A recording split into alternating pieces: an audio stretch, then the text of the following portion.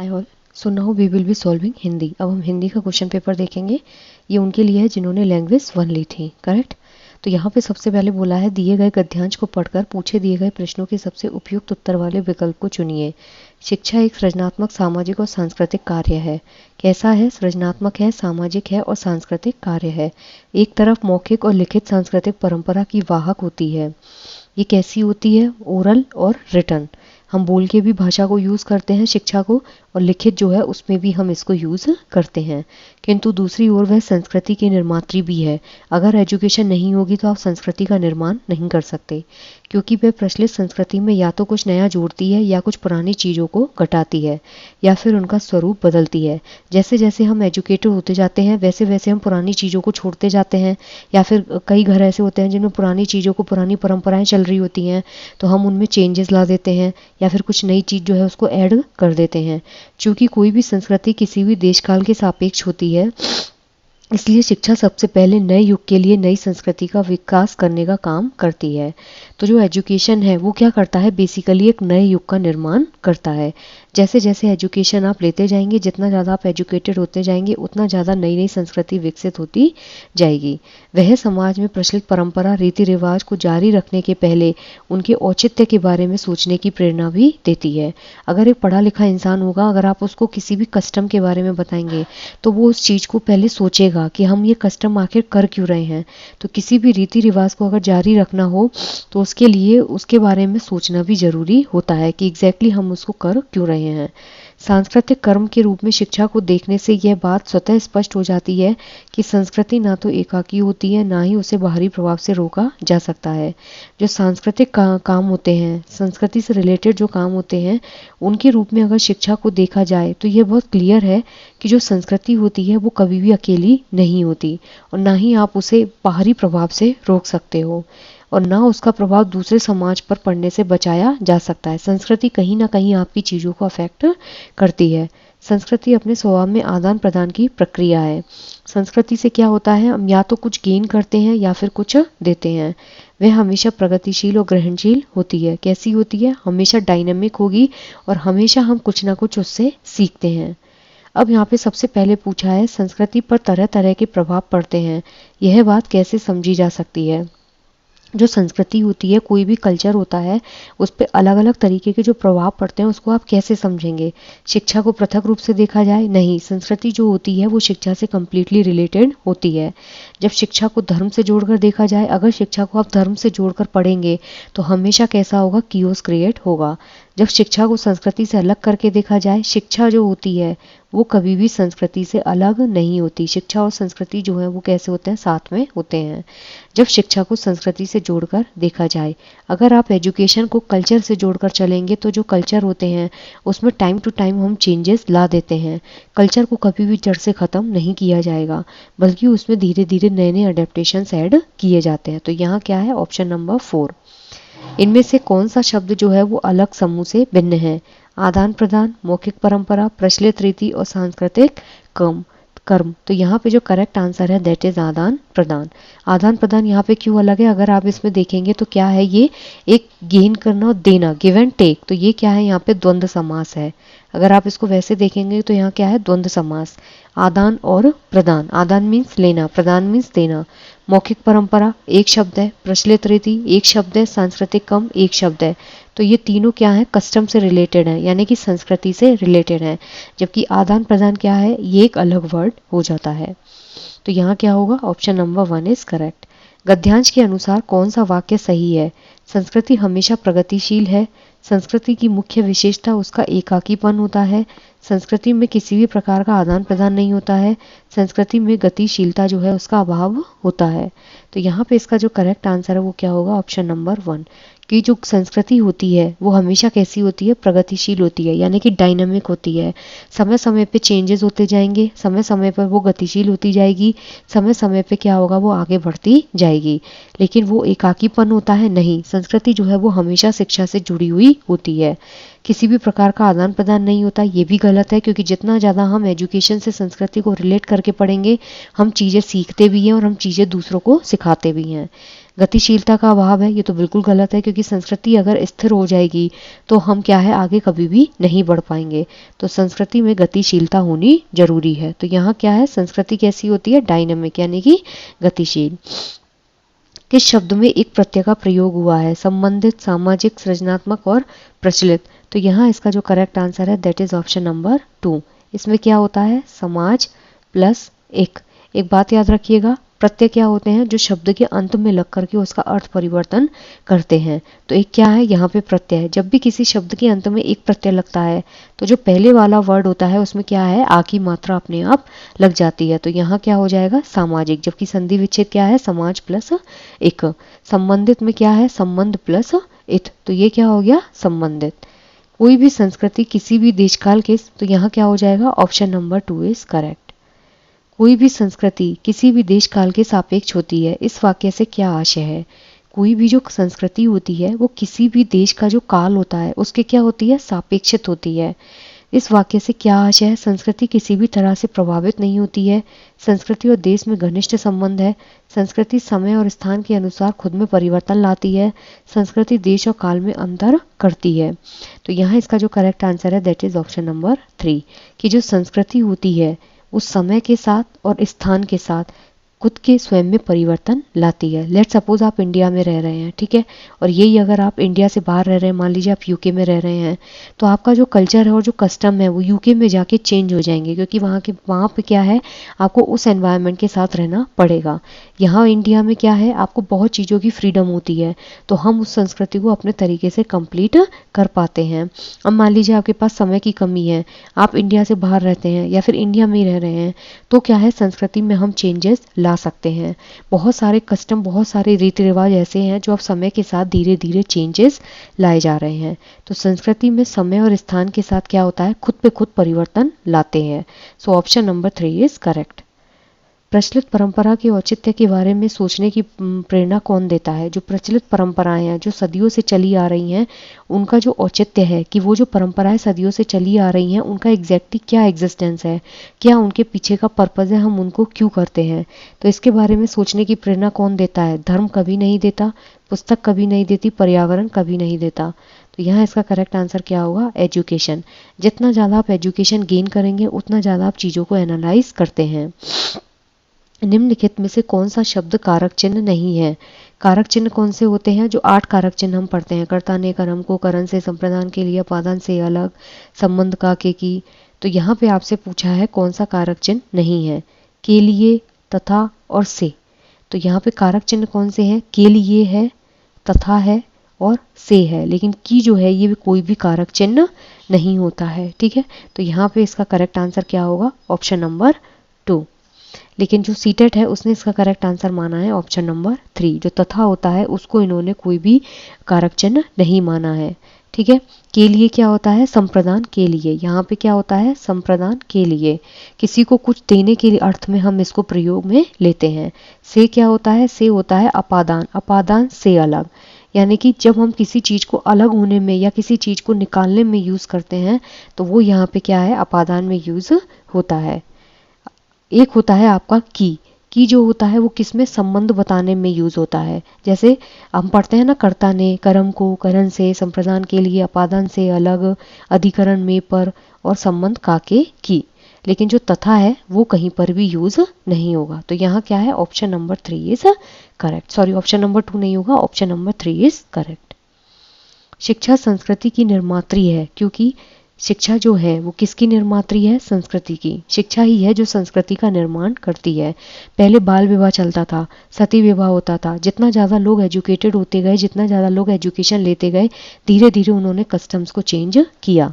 यह परंपराओं का ज्यों का त्यों स्वीकारती है, नहीं। शिक्षा जो है वो कभी भी परंपराओं को ज्यों का त्यों नहीं स्वीकारेगी, वो क्या करती है, उनमें चेंजेस लाती है। वह परंपराओं को रूढ़ रूप देती है, नहीं। पहले की परंपराएं रूढ़िवादी थी तो अब उनमें धीरे धीरे चेंजेस लाए गए हैं। वह रीति रिवाज की परिचायक है, नहीं। वह मौजूदा संस्कृति में कुछ ना कुछ नवीनता लाती है।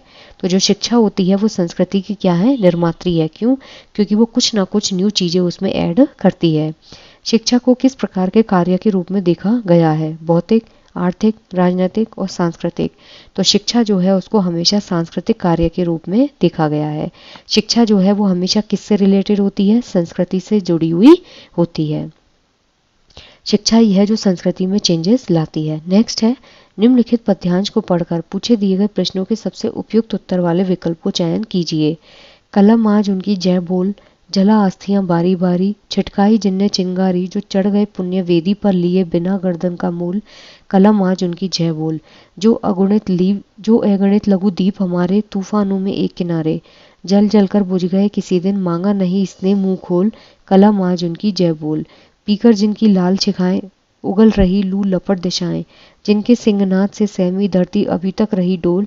कलम आज उनकी जय बोल। ये जो कविता है, ठीक है, ये किसके बारे में है? इसमें कवि ने वीर जो है उनकी प्रशंसा की है कि कैसे वीर जो हैं उन्होंने अपने प्राणों की आहुति इस देश के लिए दी। ठीक है, अगर आपसे पूछा जाए कविता का शीर्षक क्या है? कविता का शीर्षक है कलम। ठीक है, उनकी जय बोल। इसमें उन्होंने उन वीरों की प्रशंसा की है जिन्होंने अपने देश के लिए अपने प्राणों की आहुति दे दी। तो उन्होंने कलम से आग्रह किया है कि वीर की क्या करें? जय जयकार करें। इसमें वीर की तुलना जो है वो उन दीपों से की गई है जो तूफान में भी क्या है? जलते रहते हैं। जो अगुणित लघु दीप हमारे तूफानों में एक किनारे, वो तूफानों में भी हमेशा जलते रहते हैं। नेक्स्ट है, कलम आज उनकी जय बोल, पीकर जिनकी लाल शिखाएं, इन्होंने देश के लिए क्या किया? आसानी से हंसते हंसते अपनी जान दे दी। अब यहाँ पे पूछा है कि पद्यांश में सिंहनाद शब्द से क्या आशय है? संवेद स्वर, सिंह की गर्जना, ललकार और युद्धध्वनि। तो जो सिंहनाद शब्द है, सिंह की गर्जना नहीं है यहाँ पे, यहाँ इसका क्या है? ललकार। ललकार मतलब जब हम किसी को जोर से आवाज देते हैं या किसी को हम अंदर तक झकझोर देते हैं तो वो क्या है? यहाँ पे ललकार होती है। ठीक है, तो यहाँ क्या हो जाएगा आपका? Option number 3 is correct. कलम आज उनकी जय बोल पंक्ति से क्या अभिप्राय है? तो यहाँ पे है लिखने की अपेक्षा बोलकर गुणगान किया जाए, जय जयकार के नारे लगाए जाएं, देश के लिए समर्पित लोगों के लिए लिखा जाए, सभी के लिए प्रशंसा के शब्द लिखे जाएं। तो कलम आज उनकी जय बोल, यहाँ पे इसका अभिप्राय है कि देश के लिए जो भी समर्पित लोग हैं उनके लिए यहाँ पे कुछ ना कुछ लिखा जाए, जिन्होंने हंसते हंसते देश के लिए अपनी जान न्यौछावर कर दी। भिन्न शब्द समूह की पहचान करें। पुण्यवेदी, लघुदीप, लाल शिखाएं और जला अस्थियां। तो यहाँ पे जो इसका करेक्ट आंसर है दैट इज जला अस्थियां। लाल शिखाएं, शिखाएं कैसी हैं? लाल। दीप कैसे हैं? लघु। और वेदी कैसी है? पुण्य। ठीक है, तो ये तीनों जो हैं वो कैसे हैं? कर्मधारय समास हैं। शिखाएं कैसी हैं? लाल। आपको आंसर मिल रहा है। दीप कैसी है? लघु है। वेदी कैसी है? पुण्य है। लेकिन जो अस्थियां हैं वो कैसी है? जला। तो ये यहाँ पे इसका करेक्ट आंसर नहीं है। तो यहाँ इसका सही आंसर क्या होगा? जला अस्थियां। ये कैसा है? ये क्रिया है। तो ये इन तीनों से बिल्कुल अलग हो जाएगा। इस पद्यांश में कौन सी भावना व्यक्त की गई है? ऑब्वियसली इस पद्यांश में ना तो पाखंड का विरोध हुआ है, ना ही समाज का सुधार हुआ है, ना ही प्रकृति से प्रेम को दर्शाया गया है। यहाँ पे क्या है? देश प्रेम, जिन्होंने देश के लिए अपनी जान न्यौछावर कर दी। छिटकाई जिनने चिंगारी शब्द में रेखांकित शब्द किसके लिए प्रयुक्त हुआ है? जिन्होंने चिंगारी जो है उसको क्या किया? जलाया था। तो स्वतंत्रता सेनानी, राजनीतिज्ञ, अध्यापक और सामाजिक कार्यकर्ता। तो ये ऑब्वियसली यहाँ पे क्या होगा? स्वतंत्रता सेनानी। जिन्होंने देश के लिए अपनी जान दे दी तो वो कौन है? स्वतंत्रता सेनानी। इन्होंने ही क्या किया था? चिंगारी लगाई थी जिससे देश में आंदोलन हो सके। निस्वार्थ भाव से अपने प्राणों का बलिदान कर दिया, यह भाव पंक्ति में मुखरित हुआ है। मतलब बिना किसी स्वार्थ के उन्होंने अपनी जान देश के लिए गंवा दी। कलम आज उनकी जय बोल, किसी दिन मांगा नहीं इसने मुंह खोल, सहमी धरती रही अभी तक डोल, जो चढ़ गए पुण्य वेदी पर बिना लिए गर्दन का मूल। तो यहाँ पे इसका जो करेक्ट आंसर है दैट इज ऑप्शन नंबर 4 कि उन्होंने क्या है? वो कहाँ चढ़ गए? पुण्य वेदी पर चढ़ गए बिना गर्दन का मूल लिए। मतलब अपनी जो गर्दन उन्होंने कटवाई बिना उसका मूल लिए। मूल मतलब पैसा। तो यहाँ इसका क्या है? एक आशय दिया गया है कि निस्वार्थ भाव से उन्होंने अपने प्राणों का बलिदान दिया है। नेक्स्ट है, सामग्री की जो प्रामाणिकता है वो किससे संबंधित है? आप क्लास में अगर कोई भी ऑब्जेक्ट पढ़ा रहे हैं, कोई भी कंटेंट दे रहे हैं, तो उसकी जो प्रामाणिकता है वो किससे रिलेटेड है? वह सामग्री जो बच्चे घर से लेके आते हैं, अध्यापक द्वारा अपनी कक्षा के लिए लिखी गई सामग्री, सत्तासीन लोगों द्वारा विकसित या लिखित सामग्री, जीवन के वास्तविक संदर्भों में विकसित या लिखित सामग्री। तो यहाँ इसका जो करेक्ट आंसर है दैट इज ऑप्शन नंबर 4। जो सामग्री की प्रामाणिकता होती है उसका संबंध होता है कि उसका मूल स्रोत क्या है। ठीक है, ये सुनिश्चित करना कि वो कितना रियलिस्टिक है, कितनी वास्तविक है, कितनी भरोसेमंद है। तो ये बेसिकली कब रिलेटेड होती है, जब वो वास्तविक अनुभवों से संबंधित हो या वास्तविक दृष्टिकोण जो है उनको दर्शाती है। तो यहाँ क्या होगा, ऑप्शन नंबर 4। ना तो बच्चे घर से लेके आएंगे उसको, ना ही अध्यापक द्वारा लिखी हुई होगी, ना ही सत्तासी लोगों द्वारा लिखी हुई होगी।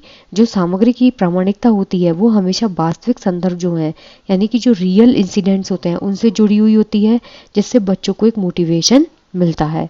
बच्चों को जो सांस्कृतिक जानकारी है उसके बारे में भी पता चलता है कि एग्जैक्टली ये जो हम चीज़ पढ़ रहे हैं वो कहाँ से लाई गई है।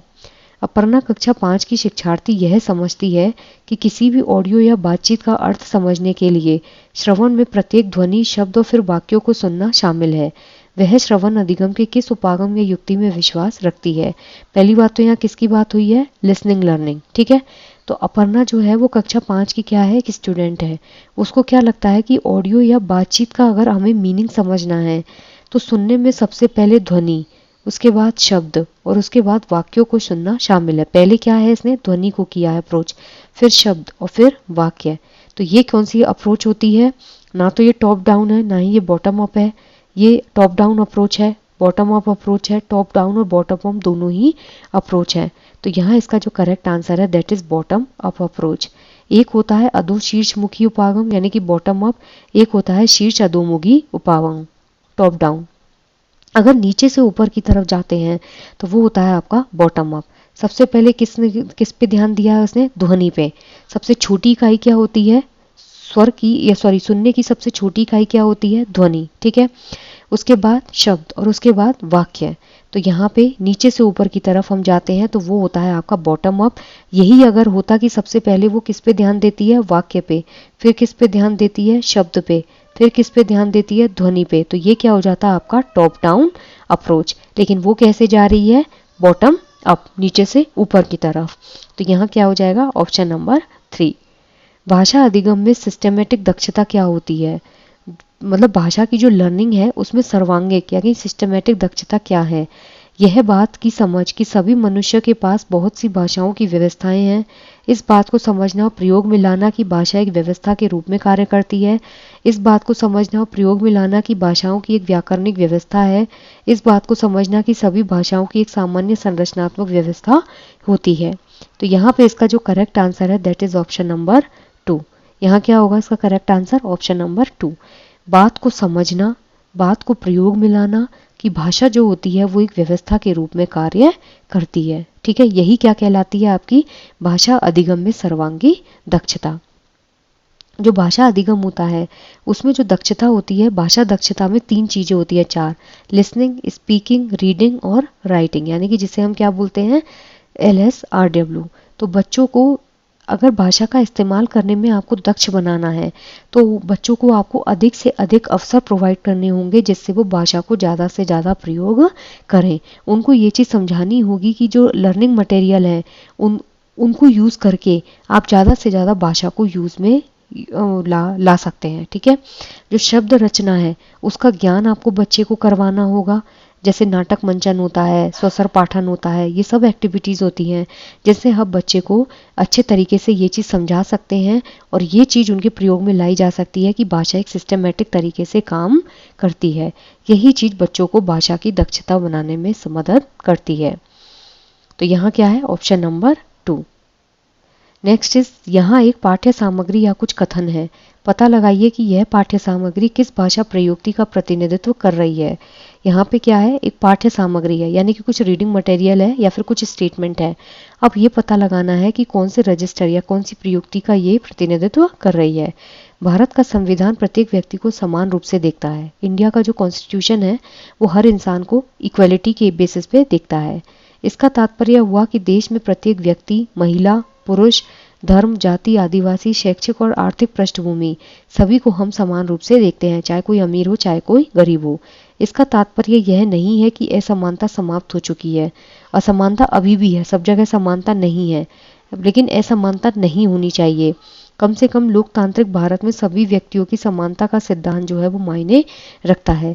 यह वैज्ञानिक प्रयुक्ति है, राजनीतिक प्रयुक्ति है, सामाजिक विज्ञान प्रयुक्ति है और कानूनी प्रयुक्ति है।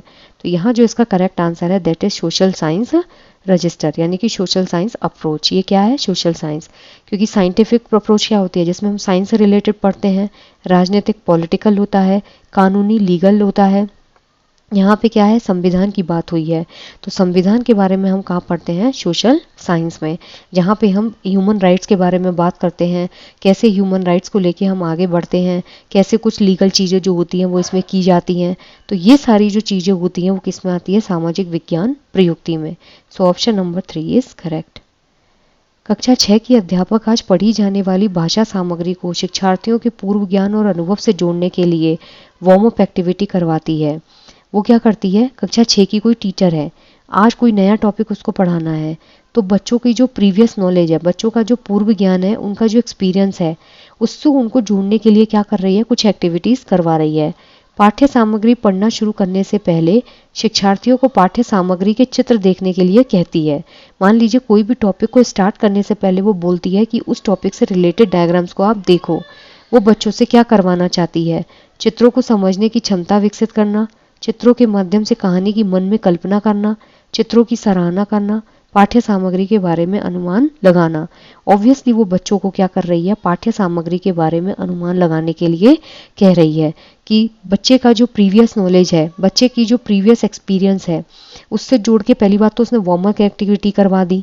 अब उसके बाद वो क्या कर रही है? जो पाठ्य सामग्री है उनके चित्र उसको देखने के लिए कह रही है। मान लीजिए बच्चे को, आपको कोई भी सोलर सिस्टम पढ़ाना है, ठीक है, तो आप बच्चे को गैलेक्सी का डायग्राम या फिर जो भी है वो पढ़ने के लिए देते हैं। तो आपने क्या किया? बच्चा उस डायग्राम को देख के हल्का सा दिमाग लगाएगा, एक क्रिटिकल थिंकिंग डेवलप करेगा कि हम किस टॉपिक पे आज पढ़ने वाले हैं। तो यहाँ क्या होगा? Option number 4 is correct. शिक्षार्थियों द्वारा अधिगम के उदाहरणों का सतत रूप से रखा गया रिकॉर्ड क्या कहलाता है? जो स्टूडेंट्स होते हैं उनकी जो लर्निंग है, उनके उदाहरणों का कंटिन्यूअस रिकॉर्ड, निदानात्मक परीक्षण, पोर्टफोलियो, सतत सागरवित परिकलन और निपुणता आकलन। निदानात्मक परीक्षण होता है जिसे हम बोलते हैं डायग्नोस्टिक टेस्ट, जहाँ पे बच्चा कहाँ लैग कर रहा है उसका मालूम करना। मान लीजिए बच्चे को किसी भी टॉपिक में प्रॉब्लम आ रही है, बच्चे को संज्ञा समझ में नहीं आ रही, तो इसके लिए हम बच्चे को डायग्नोस करेंगे कि एग्जैक्टली कहाँ प्रॉब्लम आ रही है, फिर उसको रेमेडी दी जाती है। सतत सारगर्भित आकलन जो होता है उसे हम बोलते हैं CC, continuous and comprehensive evaluation, जो बच्चे का पूरे साल चलने वाला इवेल्युएशन होता है, जहाँ पे बच्चे को टाइम टू टाइम फीडबैक दिया जाता है। निपुणता आकलन होता है जिसे हम बोलते हैं प्रोफिशिएंसी टेस्ट, जहाँ पे किसी पर्टिकुलर फील्ड के अंदर हम बच्चे का क्या करते हैं? टेस्ट मालूम करते हैं, बच्चे को एग्जामिन किया जाता है जिससे कि ये पता चले कि बच्चा उस फील्ड में कितना मतलब एडवांस वर्जन रखता है। एक होता है पोर्टफोलियो, तो जो पोर्टफोलियो है उसी ही हम सतत रूप से रखा गया रिकॉर्ड कहते हैं। बच्चा जो भी भाषा यूज करता है, बच्चे का जो भी भाषा विकास है, उसका जो कंटिन्यूअस प्रोग्रेस है, उसका हम इसमें विस्तृत रूप से वर्णन करते हैं। बच्चे का उद्देश्यपूर्ण संकलन होता है इसमें, और व्यवस्थित रूप से चीज़ों को इकट्ठा किया जाता है। अगर बच्चे को कोई भी भाषा संबंधित प्रॉब्लम होती है या कहीं भी कोई भी समस्या आती है, तो इस पोर्टफोलियो के जरिए हम बच्चे को उपचारात्मक शिक्षण दे सकते हैं। ठीक है, इसलिए हम लास्ट में सिर्फ ये चीज़ एक्सप्लेन करना चाहेंगे कि बच्चा जो होता है, जिस तरह से सीखने का कार्य किया जाता है, बच्चा जैसे जैसे भाषा को सीखता है, उन सारी चीज़ों को इकट्ठा करके हम पोर्टफोलियो में रखते हैं।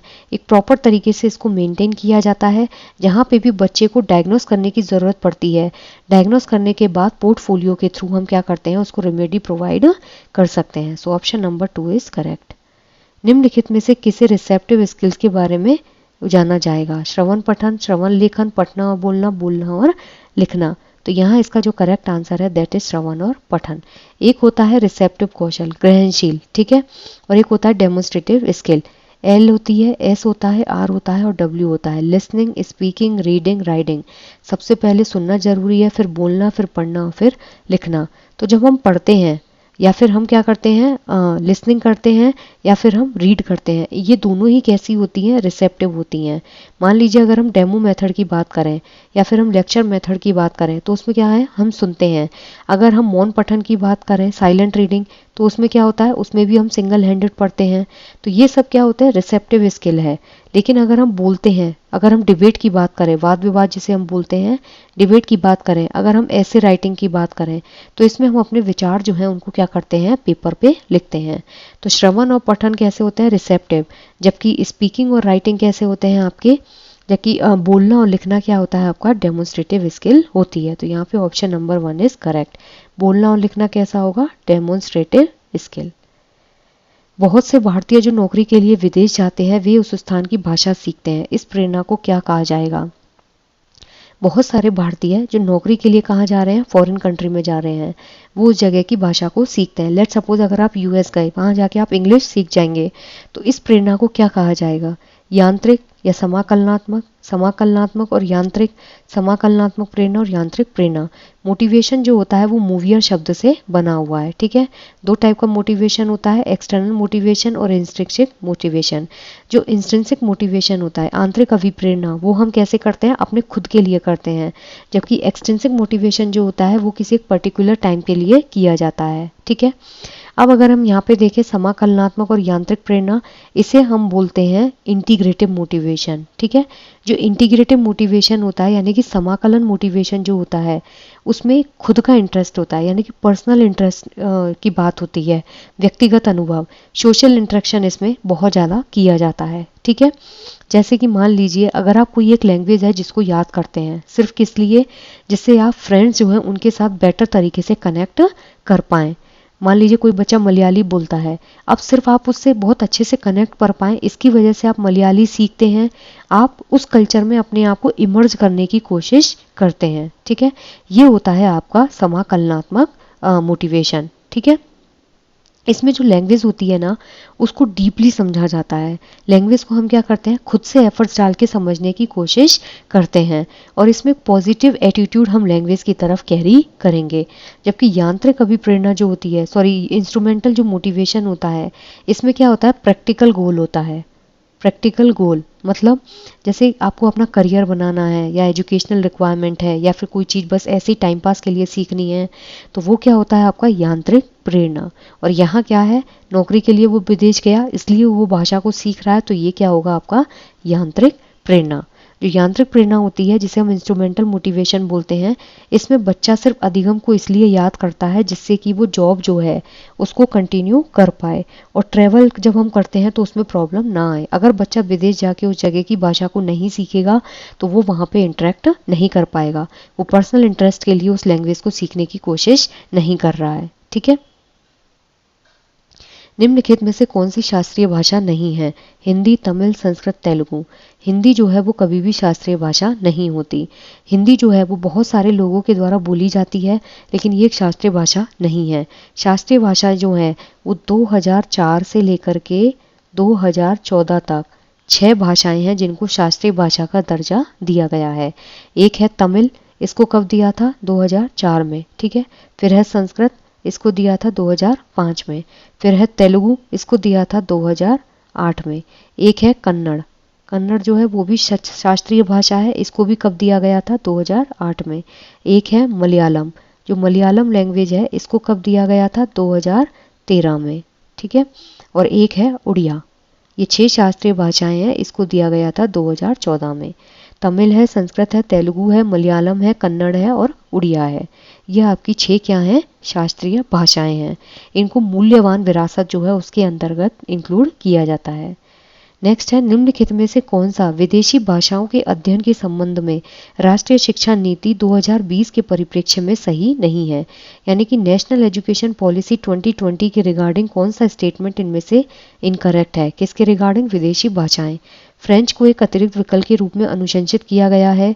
माध्यमिक चरण के दौरान एक अतिरिक्त विकल्प के रूप में विदेशी भाषाओं का अध्ययन। त्रिभाषा सूत्र के अंतर्गत भाषाओं में से एक के रूप में विदेशी भाषाओं का अध्ययन। विदेशी भाषा को त्रिभाषा सूत्र के अंतर्गत अध्ययन की जा रही 3 भाषाओं में शामिल नहीं किया गया है। तो यहाँ पे इसका जो करेक्ट आंसर है दैट इज ऑप्शन नंबर 3। पूछा क्या है, परिप्रेक्ष्य में सही नहीं है।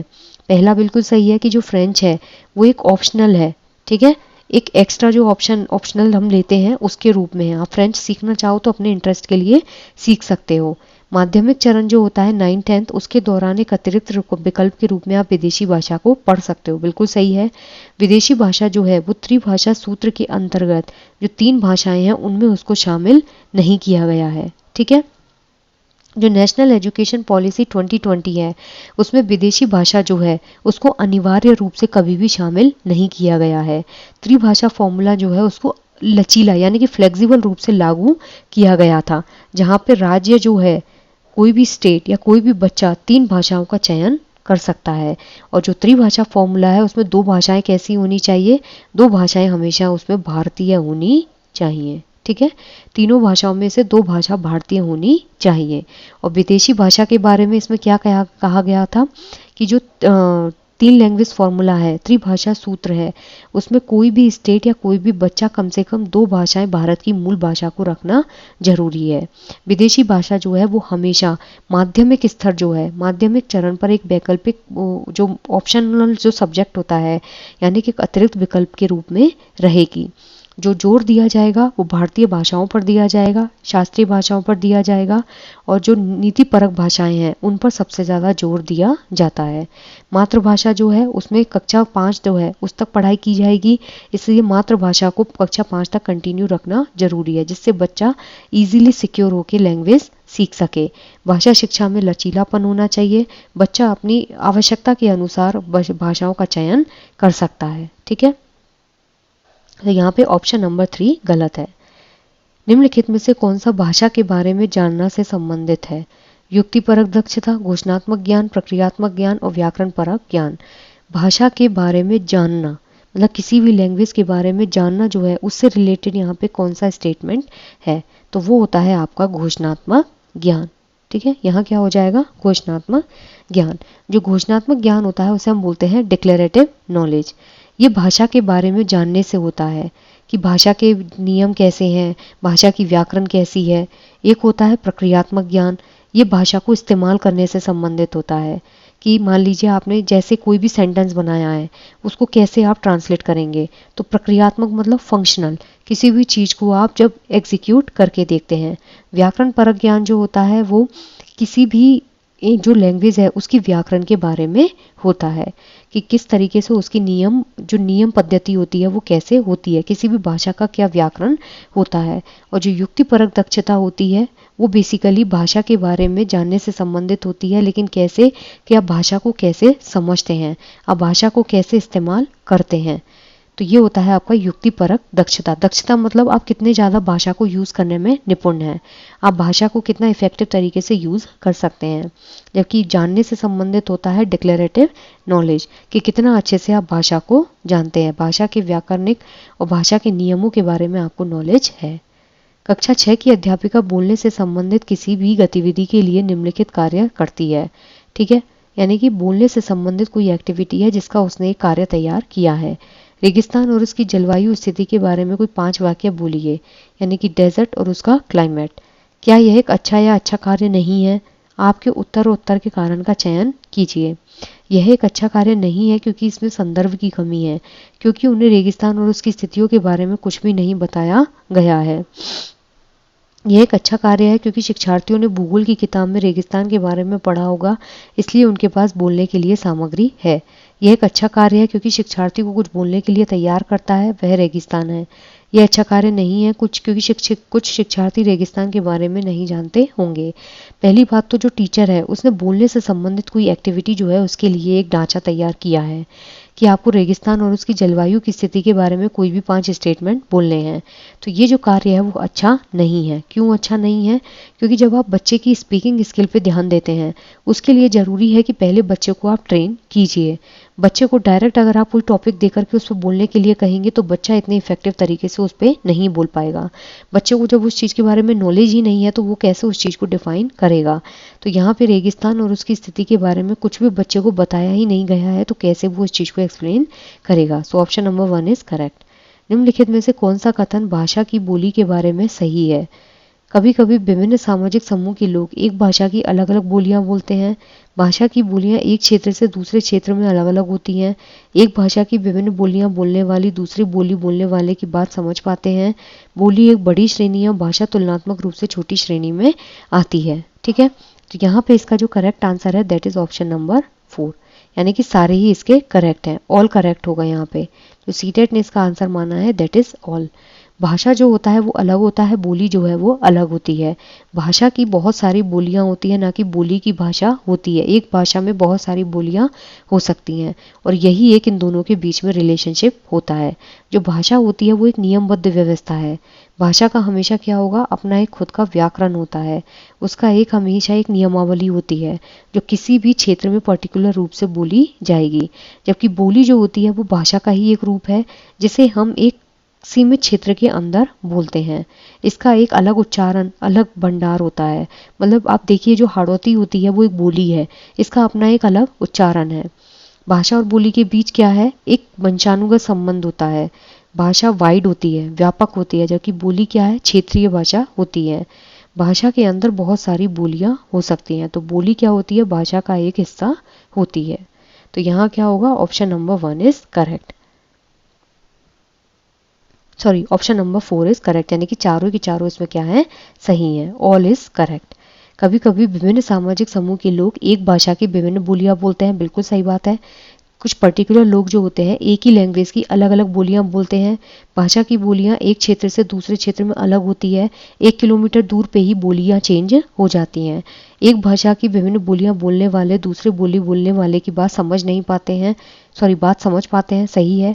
एक भाषा जो है उसकी अलग बोली बोलने वाले दूसरी बोली बोलने वाले की बात इजीली समझ जाते हैं।